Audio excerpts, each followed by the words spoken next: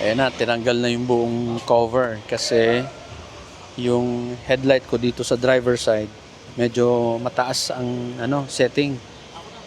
Actually, nung papunta kami ng Bicol, marami nagrereklamo na kasalubong ko kasi malakas masyado mataas. So, i-adjust lang.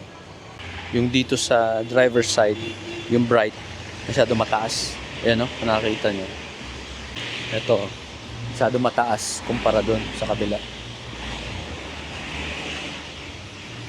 Actually, kaya ko naman tong gawin. Ginagawa ko to sa mga previous cars ko. Kaya lang, takot ako magtanggal ng plastic kasi di ko kabisado, mamaya may mabalik na clip.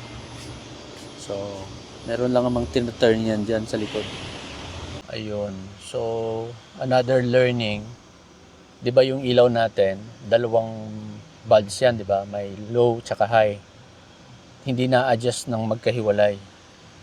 Yung adjustment niya, yung buong housing, kaya magkasama. Gusto ko sana yung bright lang ang ibaba.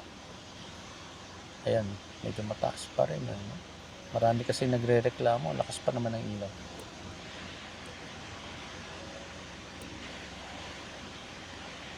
Okay na siguro yan.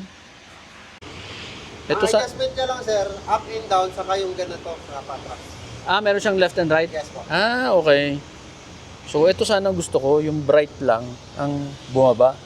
Tapos itong low beam, steady. Kaya lang hindi kasi buong housing ang na-adjust Hindi hiwala yung low and high. Okay na yan? So, ito yung sinasabi ko. So, ito yung low beam, high beam. Yung ibang kotse kasi, yung mga nahawakan ko before, may kanya-kanyang adjustment ng up and down. Siya, isa lang ang adjustment niya for both na. Sabay na silang dalawa pag in-adjust mo. So, nandito banda yung adjustment ng up and down. Tapos, meron daw pala tong isa pang adjustment na sideways. Dito naman banda. Ayan. So, yung sideways, pwede niyang gawing, paano ba? Yung sideways, pwede niyang gawing pag ganun. So, mag-split. Yung left mo, bubuka dito. Yung right mo, bubuka dun sa kabila. Hindi ko na pinagalaw kasi mahirap yun kapag sa long drive, mawawala ka sa focus. Mas maganda na sa gitna. Kasi you want to see far ahead dun sa road mo. Kung naka-open yan, wala kang na makikita sa gitna.